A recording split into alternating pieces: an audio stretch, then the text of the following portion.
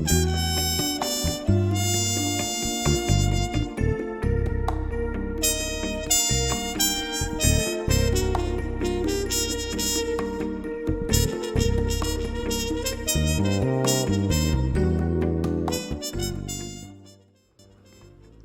guys, it's T, and here I am with my very first ever 12-month full body silicone sculpt. This is Toman'o, sculpted by Doris Moyers Hornbogen of DMH Studios, and I did an unboxing and a few people asked me to do a kit review because they were interested in this kit, so here we are. So the first thing we're going to talk about with Mr. Toman'o is his size. So we're going to take a look here at him next to Amsterdam. I'm trying to get the full body within the frame, and it's really hard to do. But Amsterdam is approximately 14 to 15 pounds. He's about 23 inches tall, and Toman'o is approximately 20. Well, I tried to put him on the scale, and when I tried to put him on the scale, he would not fit because he is too long. So he came out to about 25 pounds, but I felt like his whole body wasn't on the scale. So then I tried to sit him on the scale, and it came to about 28 pounds. And so he's approximately somewhere between 28 and 29 pounds. So his height is 30 inches. And that's the difference between he and Amsterdam. So now let's take a look at Toman'o a little bit closer. So starting at the very top, what you can notice first is the absolutely adorable 4 little tiny teeth sculpted right there in his mouth. And he has a sculpted tongue. He has fully sculpted ears and a big old giant head. He is so adorable. As we move down, another thing to highlight is that he has neck armatures. And so if you feel at the top of his head, you can actually feel that there's something there. And you can use those neck armatures to to pose him however you need to pose him for photos and things of that nature. Then if you move down, he also has arm armatures. So that helps for you to be able to pose his arms how you need him to pose for photos and things like that. Moving further down, he also has leg armatures, and I need to learn how to use these so that I can pose him properly, because I keep making his legs look awfully weird when I try to use these leg armatures, but I'll get the hang of it eventually. And look at these big old chunky legs.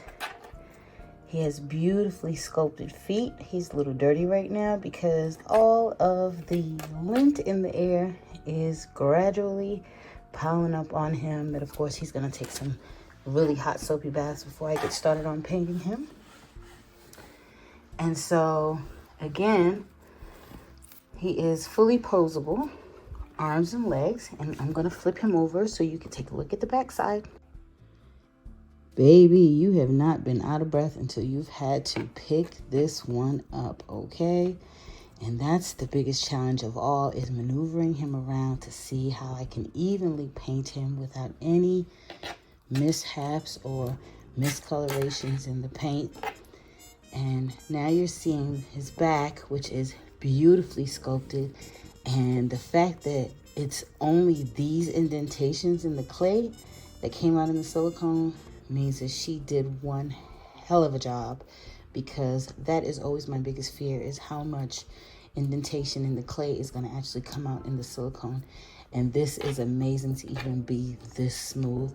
I was already a fan of her silicone blend anyway. I mean, a complete and crazy fan, because it is so soft and so pliable. It's just squishy, but not so much so that it's marshmallowy and falling all over the place. And she did an amazing job. Let's flip him back over. Baby, you might need an asthma pump to work on this baby, okay? Because that is one heck of a workout trying to turn him over.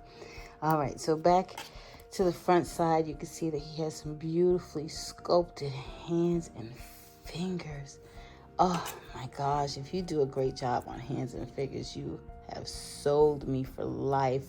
His hands are gorgeous. Then we can take a look at his little toes, and then underneath his feet. So as you can tell, the details on this baby are amazing, and he is very well sculpted.